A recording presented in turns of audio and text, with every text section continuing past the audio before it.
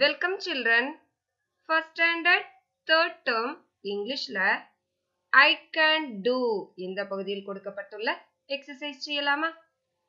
Harini's happy week lesson படித்தோம் இல்லையா? அதுல இருந்துதா exercise கொடுத்திருக்காங்க. பாருங்களேன். First exercise tick the days of the week in order அப்படின்னு சொல்லியிருக்காங்க. செய்யலாம். Sunday ஹரிணி அவங்க ஃப்ரெண்டை மீட் பண்ணாங்க. மண்டே அவங்க ஃபாதர் ஹரிணிக்கு பப்பி பிரசன்ட் பண்ணாங்க இல்லையா? சோ இந்த ரெண்டு ஆப்ஷன்ல மண்டே இதுல டிக் பண்ணிக்கோங்க. டியூஸ்டே அவங்க கிளாஸுக்கு நியூ டீச்சர் வந்தாங்க. வெனஸ்டே அவங்க கார்டன்ல ஒரு ரோஸ் பூத்திருக்கிறத பார்த்தாங்க. தேர்ஸ்டே ஒரு பிக்சர் டிரா பண்ணாங்க அப்படின்னு படிச்சோம் இல்லையா?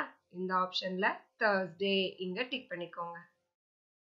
அடுத்து ஃப்ரைடே அவங்க வீட்ல இருக்கிற ஹென்னுக்கு 5 yellow color chicks இருக்குது அப்படின்னு சொன்னாங்க இல்லையா?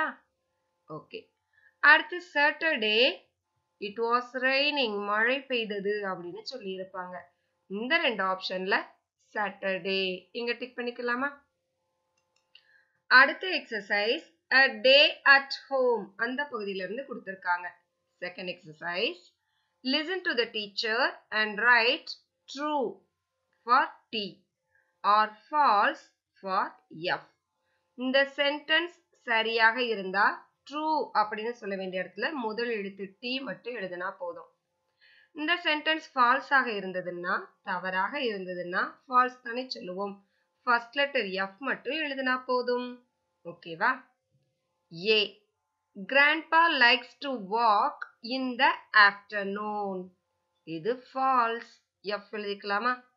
Grandpa morning walk போகணும் அப்படின்னு தான் விரும்பினாங்க. B.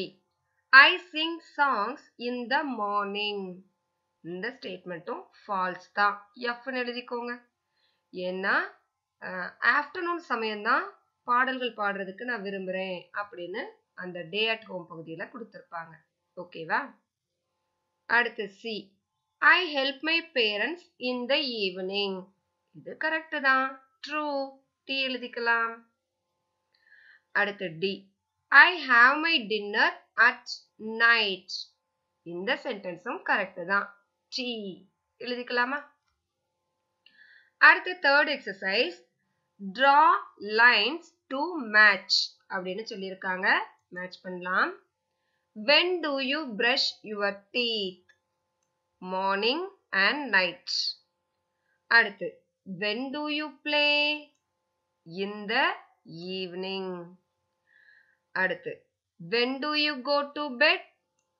At night. அடுத்து when do you have your lunch? In the afternoon. Match பண்ணிக்கலாமா? அடுத்து fourth exercise match the words with same sound அப்படின்னு கொடுத்திருக்காங்க. அந்த முடிகிற சவுண்ட் ஒரே மாதிரி இருக்கும் இல்லையா? அந்த வேர்ட்ஸை கண்டுபிடிச்சு மேட்ச் பண்ணலாம். toss, loss, tick, wick, fell, bell, catch, batch. ஓகேவா?